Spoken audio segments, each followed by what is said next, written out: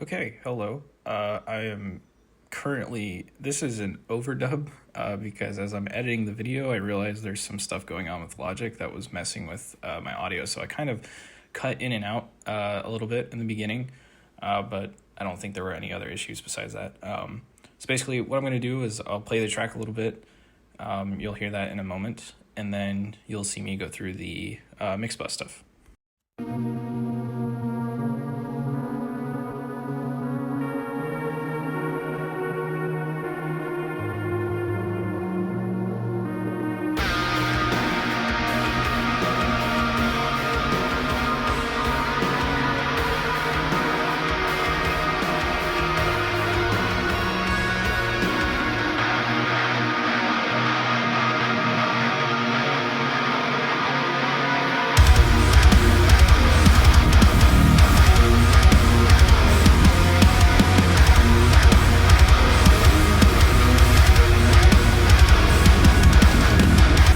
So yeah, you get the gist. I mean, if you watched the last upload anyway, same thing. Um, so I think the number one thing to start out with is the mix bus slash master bus stuff that I do. I feel like a lot of tutorials that I've watched on YouTube when it comes to mixing and as I'm learning how to mix, a lot of people don't address this part for some reason, but it's pretty important. Um, so first of all, I have this Slate digital mix rack. All I'm doing. Okay, and we cut out again here. Yeah, but all I'm doing here is I'm boosting some 60 hertz and 100 hertz, just adding some more low end. Then it's going into this trimmer that's dialed back a lot. All of my channels are pretty hot, but they're not clipping. They were just a bit too much for the threshold I had set for the compressor, so I just pulled the gain back a little bit. You have a little bit of headroom to do these kinds of moves, I think, and I don't think it really matters too much as long as your individual tracks are they're not clipping. But then you'll see me go into FG Red. So I took this from Daniel Bronstein. He uses the same settings. So it's a really fast attack, a low ratio. You'll see when it starts playing in a moment, whenever that is. And I'll probably be able to drop my regular audio back in. Then I'll explain further.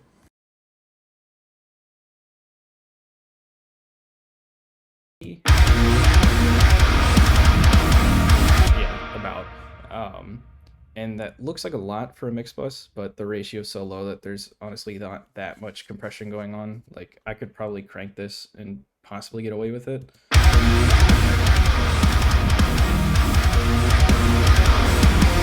Obviously, you don't want to overdo it, but it's not as aggressive as some other techniques. I will kind of switch between FG Red and FG Gray using the nollie trick, and I know Buster uses it on his mixes a lot too.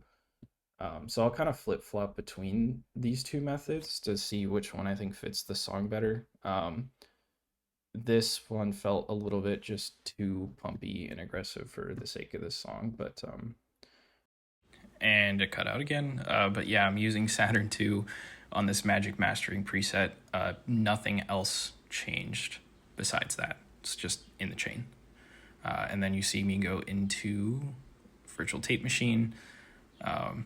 Basic settings, I didn't change anything. It's all just default. But I think using tape machines and stuff is kind of subjective. I like the little bit of like low end and stuff that it adds to a mix. But okay, my voice should come back here in a moment.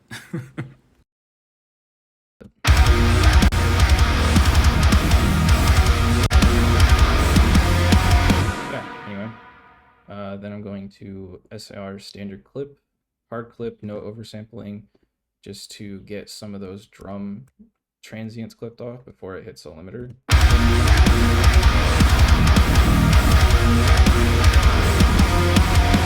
Not doing too much, but taking away some of those peaks so it doesn't push the limiter so hard. I've actually been playing with Logic's mastering tool.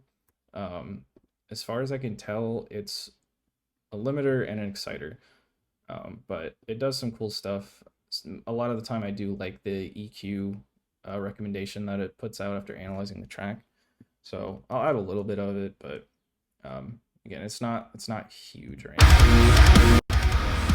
Obviously it brings a lot of stuff, but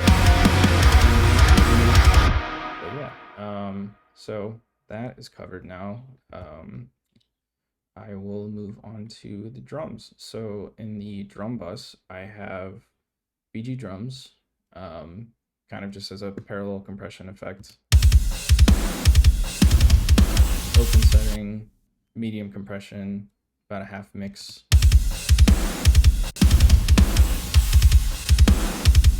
A little bit more impact there.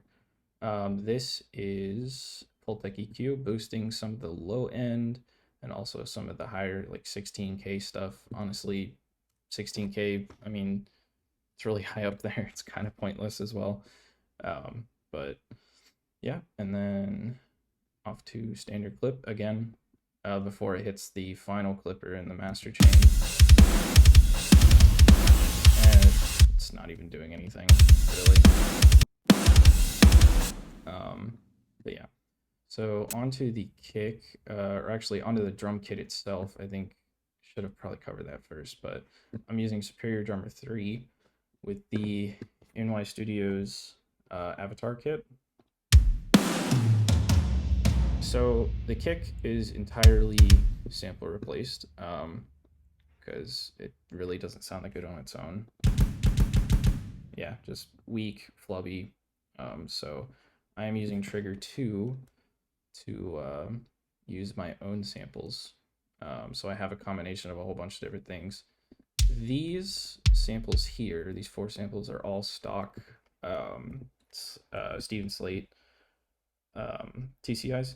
And then I have 3 one-shots, and this one's not doing anything. So this is a Daniel Bronstein kick, George Lever's Loathe kick, and then this Daniel Bronstein click thing to add some of the higher end that I thought I was missing. I think it's really important when you're layering samples to not overdo it. I think I might have overdone it a little bit for this, but putting all of these samples together and trying to figure out what the sample is missing, right? Like this has a lot of high-end clicky stuff. So like obviously I might want something to fill in a little bit more of the mid-range or something like that. This is just a room mic. It's not doing too much. But see, this one's a little bit more like flubby, mid-rangey. But when you put them together, it's all puzzle pieces. They all fill in certain parts. So yeah, this is what the kick sounds like.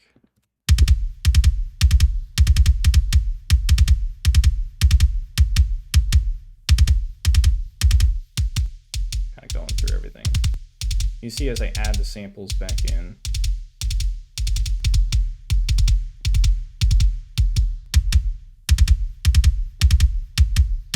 they all fill in little parts, little sonic spaces of the kick drum. But yeah, that is the kick. I'm not doing anything crazy on the kick master. Basic EQ, rolling off like super low end flubby stuff. Boosted a little bit of 60 hertz where that low end attack was. Some mid range is gone. But all the samples I was using are pretty much, they don't require a lot of processing anyway, so I didn't do too much. I have Transify boosting some of the low end a little bit. I kind of like what this does. I'll turn off the rest of the plugins.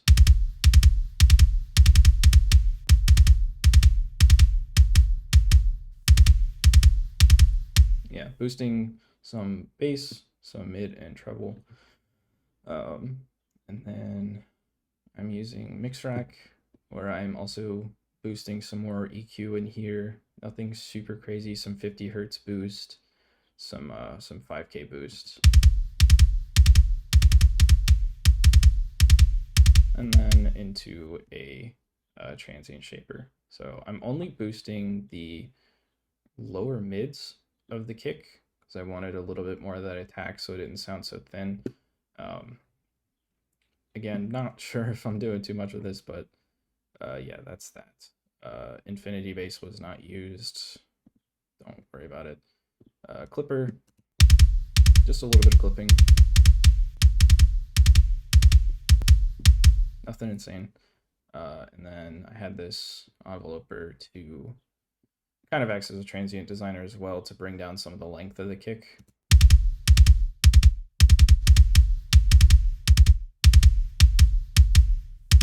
just a little bit, take away some of that staticky stuff at the end.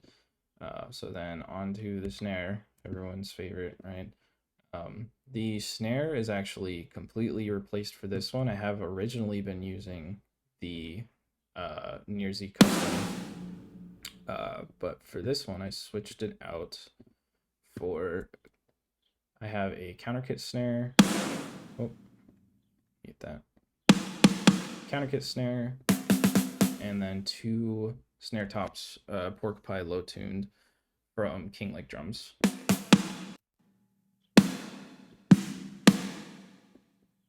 Pretty nice sounding. And then the fake channel, or the snare trigger, is one shots. Most of them are just rooms. Oh, that one's muted. Okay.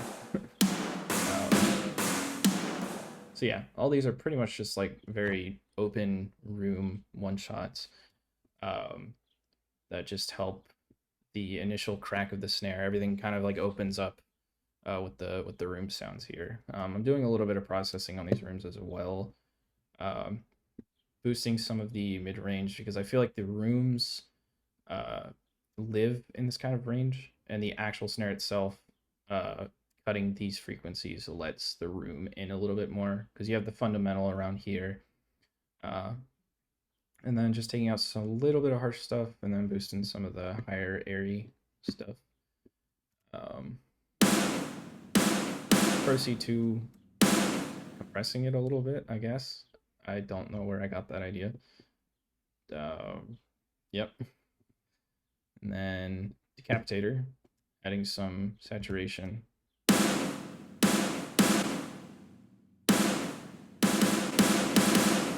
A little bit more aggression out of the snare. And then enveloper, which kind of doing the same thing as the kick, just removing some of that leftover, I forgot the word, sustain. Sorry.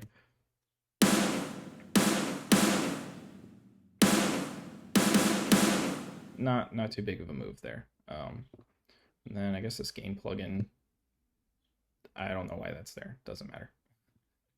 But yeah, that's the snare. And then onto the toms. All of the toms, I took this from Daniel Bronstein.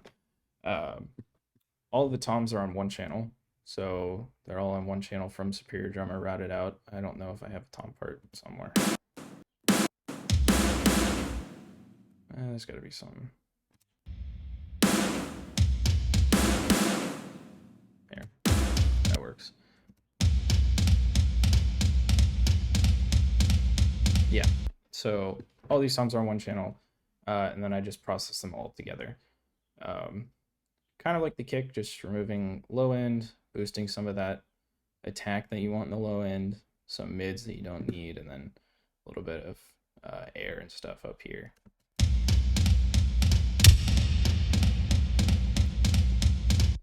And then it goes into Pultec, where I am just boosting some high end with it. Nothing insane.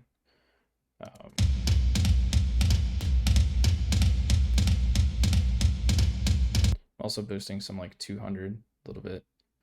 And then Chef's Parallel Particles. This thing is going a little crazy, but it really does a lot for pieces of a drum kit, I think.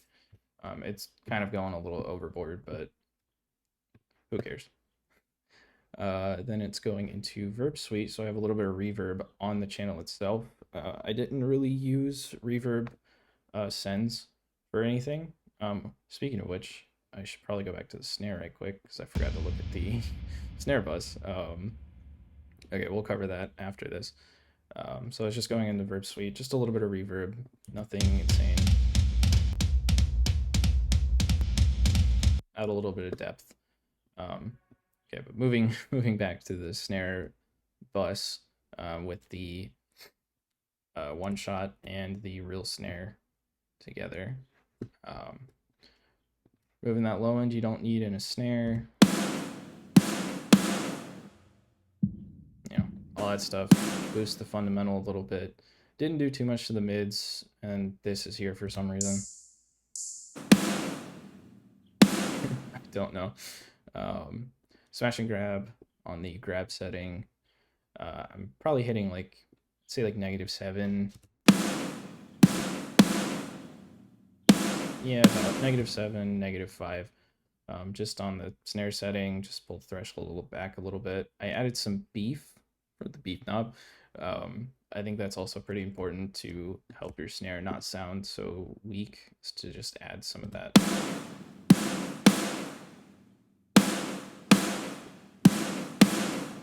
Yeah, it's like a poomph kind of sound. Then going into another Pultec EQ, we are just boosting some 10K. That's all this is.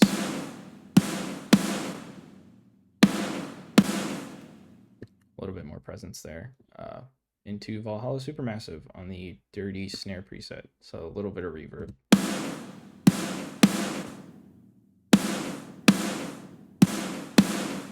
Not too much, but just enough.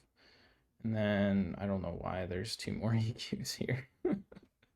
Oh, I guess I took out the low end again. Maybe that was from the reverb.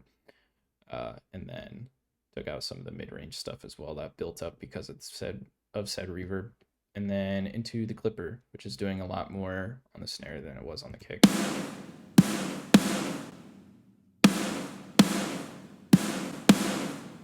Yeah, helps tame that pokey stuff a little bit, especially before it hits compressor. There's a lot of clipping going on in this mix, but yeah, clipping is super important for drums. For my overheads, so for the overheads themselves, they're routed out, and it's just taking away some of this harsh stuff. Super unpleasant to the ears. The hat is getting a little bit more treatment, getting rid of the low end, some mid-range stuff. I don't know if I have a hat part anywhere. There we go.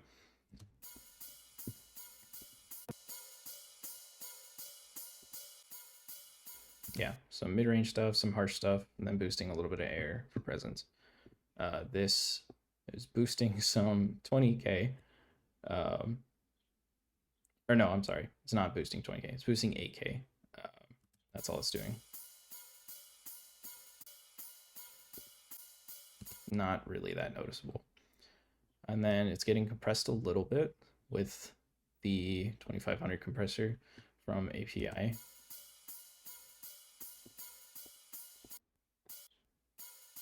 Doesn't look like it's getting really compressed at all. I normally would have that on the chain, but I guess it's just not loud enough to trigger the compressor. But yeah, that covers the overhead channels, and then the bus itself have pretty much the same type of EQ that I had on the hat. But obviously now that this is including everything, we're getting rid of all the low end and stuff, all that buildup caused by the kick and snare. Taking out some more mids, and then a lot of stuff going on here. I was just pushing buttons, but getting rid of some of the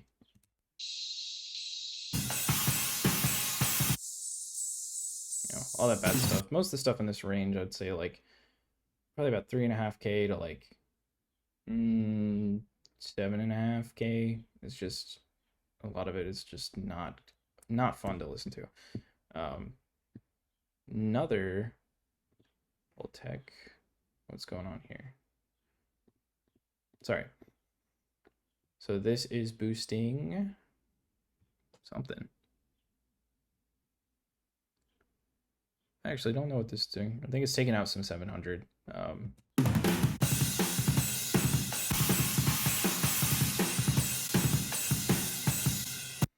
And then another Pultec EQ. As you can tell, I really like using this plugin. We are boosting some 12K here, and then taking away some 20K.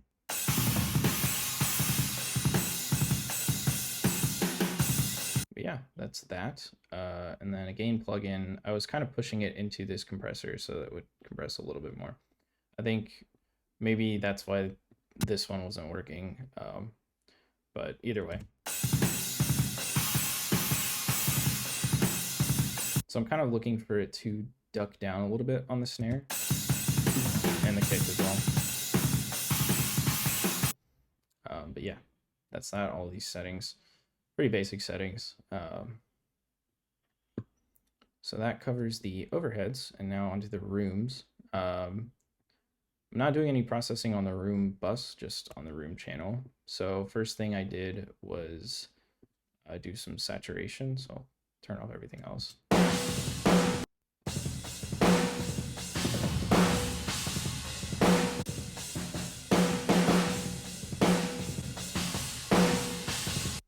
So yeah, just saturated a little bit on the warm tape setting, left some room for dynamics, not pushing it super crazy, taking out some of the presence and treble that gets built up because of this plugin. Then this odd looking EQ.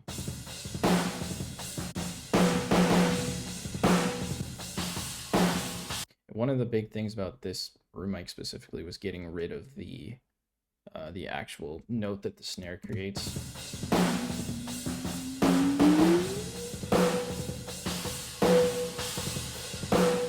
That stuff. It was very, very present in the room mic, so just taking those out. Again, a little bit of like deharshing, add some air. I don't think this is doing anything really, at least not something that would contribute to the mix, but there's that. And then I have smash and grab going on the smash setting, room setting, a little bit more saturation, like 24%. This thing is absolutely slamming these room mics.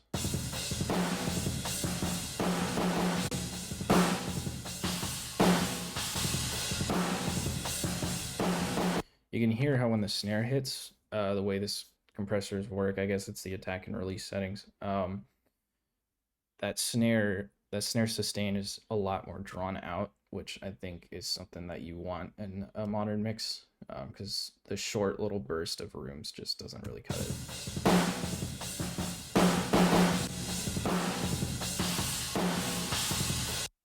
So there's that. And then another EQ, took out a tiny bit more mids.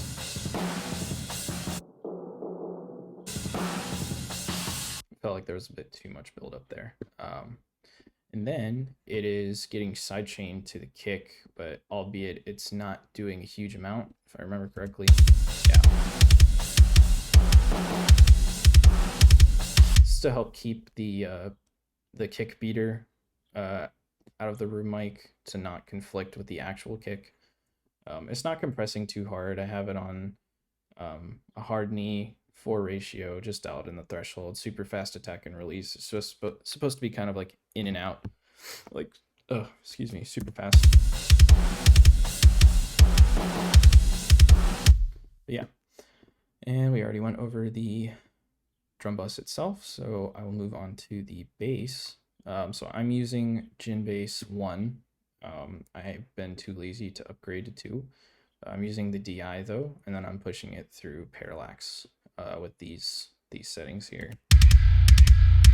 Oh, go away. But I'll turn off all of the bus processing so you can hear it.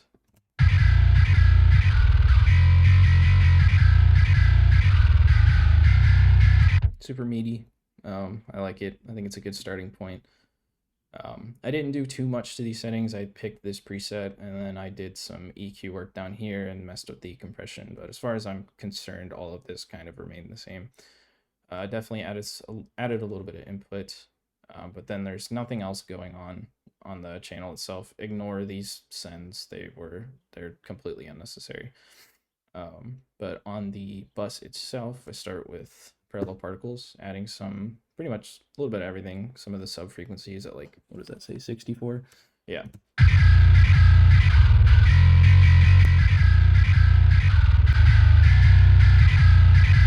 Makes it a little bit more beefy. And then this EQ, taking out some low end around 37 hertz, boosting some 75, taking away all this stuff that you don't need, in my opinion, because the guitars live here, so it's better to just carve out a little space, but you'll hear the difference.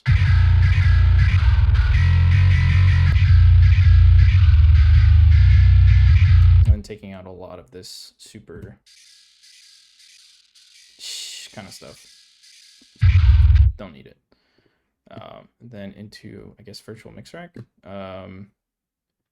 Actually, I don't even know if this was on or not, but it's doing a little bit of compression. Adding a little bit of 3.2K, and then I guess we're really, oh wait, no, that's off. Ignore this. Ignore this. Sorry. So just using an 1176 to compress the bass a little bit. Another EQ. Guess I heard a problem frequency there. And then Pro MB, the classic sidechain trick. So this is sidechain directly to the kick. And if you're not familiar with sidechaining with Pro MB, at least on Logic, go to sidechain up here, and then you can just hit whatever instrument or channel you want. So I have it going sidechain directly to the kick mic. So every time the kick hits, it's going to trigger this compressor. So I have this band up to 131 hertz. So every time that kick hits, all that low end in the bass is going to duck down to make space for the kick. Makes the kick a little bit more present. I'm sure a lot of you are already familiar with sidechaining itself, so I don't really have to sit here and explain it too much. No crazy settings, just in and out, super fast attack, super fast release, dialed in the threshold, 4 ratio, hard knee, but yeah. And then I was kind of experimenting with both of these, the Pro MB and Pro C2. Ultimately, I probably just used Pro MB, but I was playing with Pro C2 a little bit for the same kind of effect instead.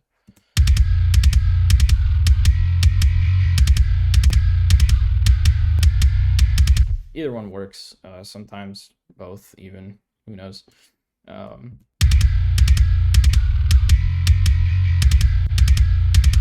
you can hear how the kick pushes through a little bit more when it's sidechained. And then this last EQ taking out some problem frequency in the lower mids. Just a little bit too much build up there. I feel like I'm repeating myself a lot, but yeah, that's how it goes.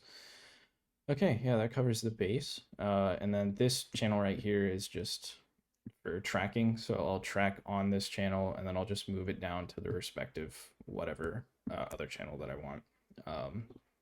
So as far as the guitars are concerned, I'll turn off all the bus processing, and then we'll start with the channels.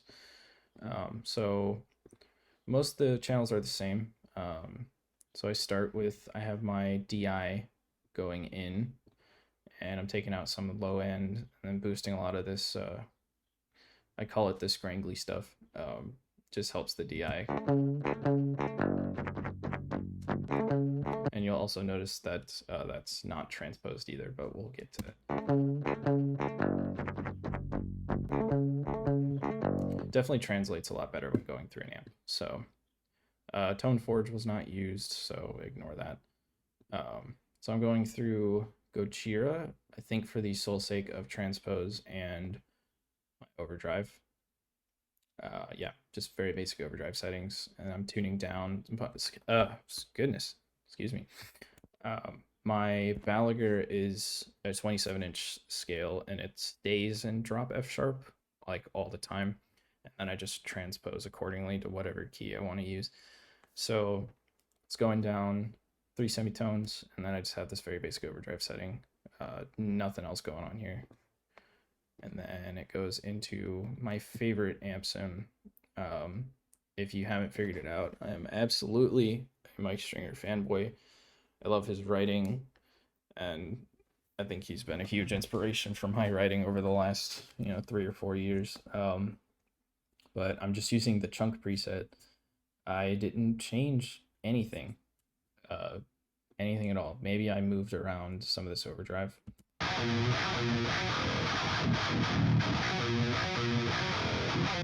But yeah, I think it's literally just this preset. I didn't touch the cab, I didn't touch anything else.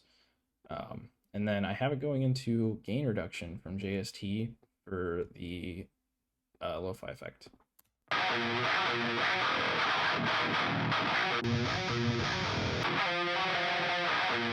It's not really compressing it all that much. I'm just using it for that effect. You could get it out of an EQ, but I liked the character that it gives it. So then moving on to the actual rhythm channels themselves. Oh, keep sneaking in there.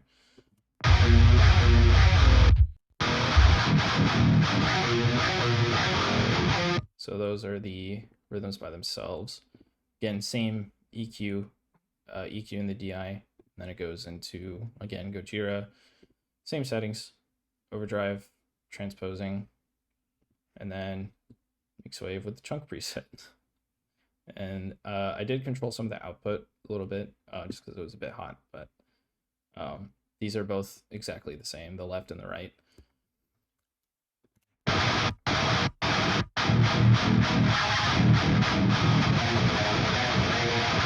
Get to hear some of my sloppy playing that gets disguised in the mix. So during this section where it's doing all the chugs, I have these two quad tracks going.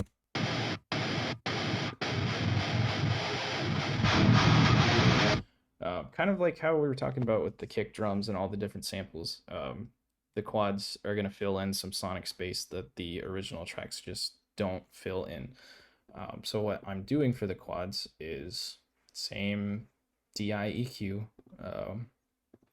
going into Tone Forge, and then I have this active circuit activated at like 11 dB, so it's kind of mimicking an active pickup.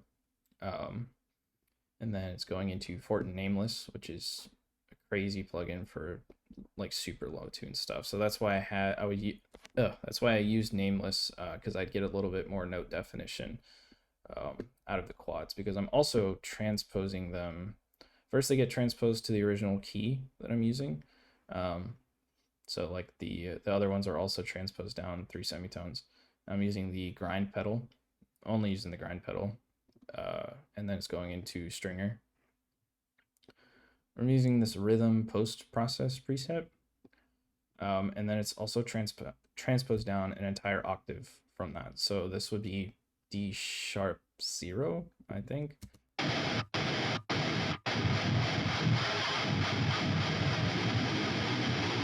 Sounds really stupid on its own, but they're not meant to sound good alone, which is why they're played together.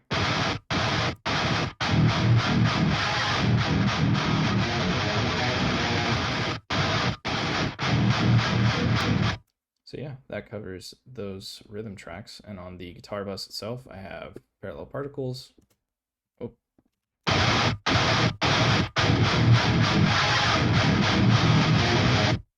Adding a whole bunch of these things. Then my EQ, taking off some low end.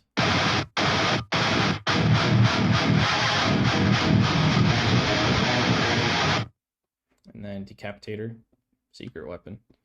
I learned this from one of Lance Prince's videos.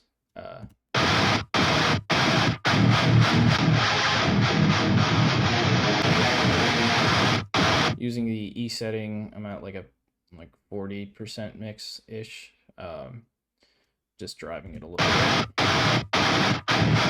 And obviously, a full mix, it sounds stupid. But it's an absolute cheat code if you blend it in.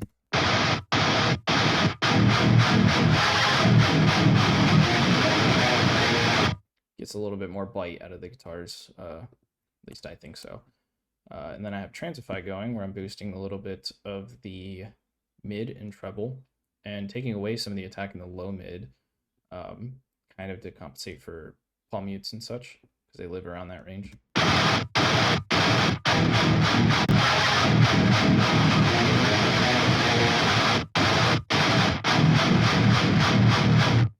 Yeah, it's not super noticeable, but little moves over a bunch of different plugins, they all add up.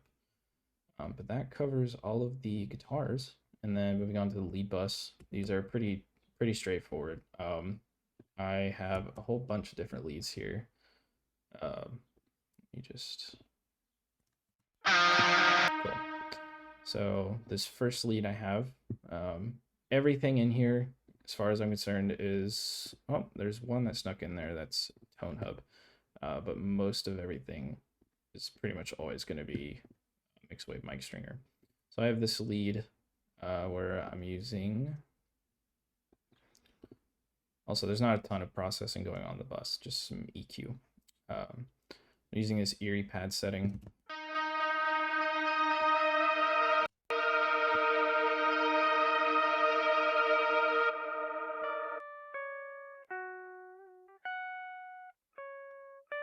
Just letting those notes drag out with the preset. There's a whole bunch of processing and reverb.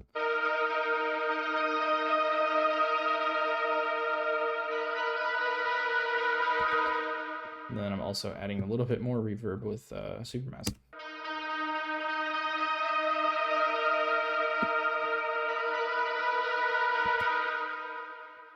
And that philosophy pretty much is for every lead tone. I'm pretty sure this is like the exact same one. If I'm using the, if I'm creating some more ambience. Oh no, this is the rule of nines preset, so it's a little bit different. But, without the Valhalla.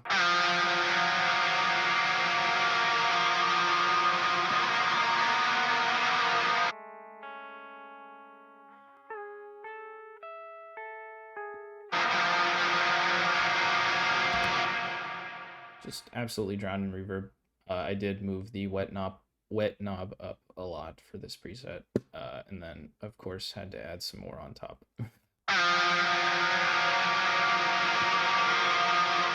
But it's not so much about hearing these, it's more about creating an atmosphere and creating a feeling surrounding the song. That's what I tend to do with a lot of songs that I write these days, is that I kind of build everything else from the ground up, and then the guitar will pretty much always come last. If I have a space and I have a vibe, then it's easier for me to kind of figure out where I want to go with the rhythm guitars. This ambient lead over here in the break. Oh. A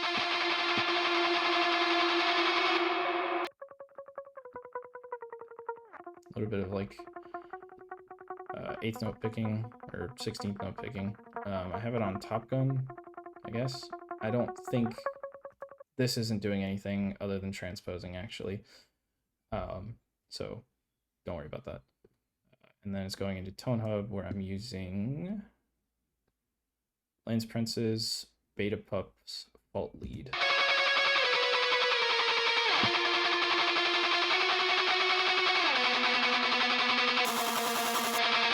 That bit crusher was not used. Ignore that. And then throwing some Valhalla Supermassive on top.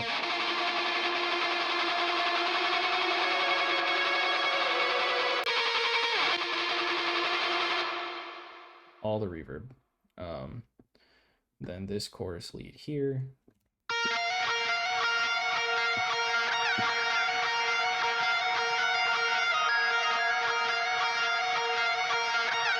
Just the rule of nines preset. Nothing changed again besides transpose. Everything has transpose on it.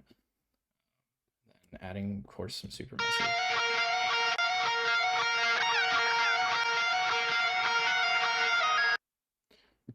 And then this chorus lead 2, I'm pretty sure it would be pretty similar. Yeah, it's literally the exact same settings and everything, just pan different.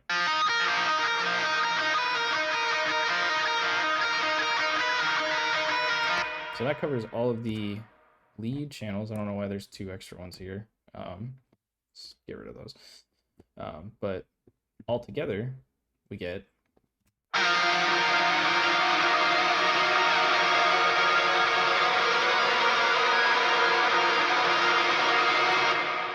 so much space. It's so open. It leaves so much room for creativity, and what do you want to add to it. So then moving on to the effects bus, there's not too many effects going on. I have these 2 atmospheres from Splice, where I pretty much will pick out samples like this, and then they just drone throughout the whole song, much like how I write the leads. It's just kind of building on top.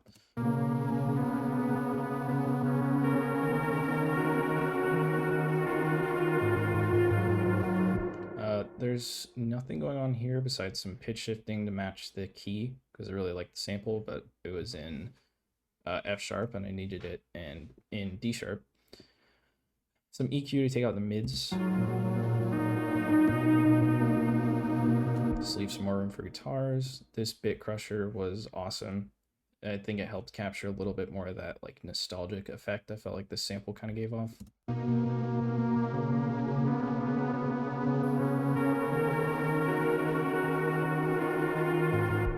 And then, of course, Supermassive.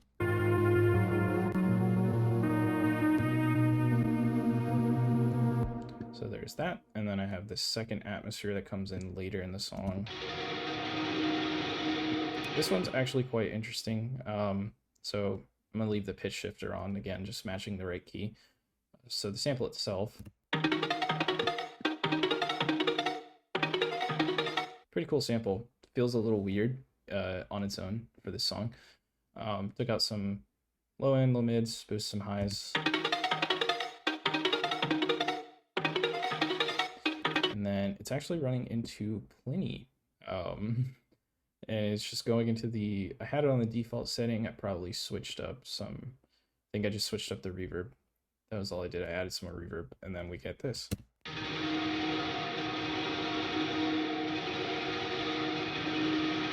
Pretty cool.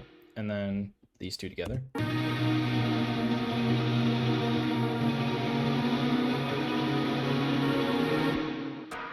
Yeah, cool stuff. And then this, we got this riser here. There's nothing going on besides I added a little fade in so the riser would hit a little bit differently. But it is literally just a riser that hits and stops right before the chorus comes in.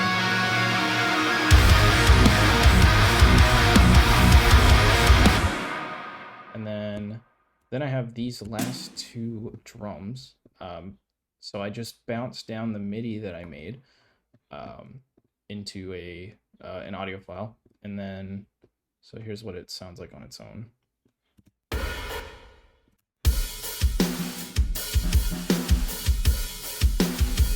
So it's just the raw drums, and then I have Saturn 2. Give some of that lo-fi effect, a little bit of drive, and then Pro R. Half mix, 2.14 second space. Pretty much everything is just as you open it.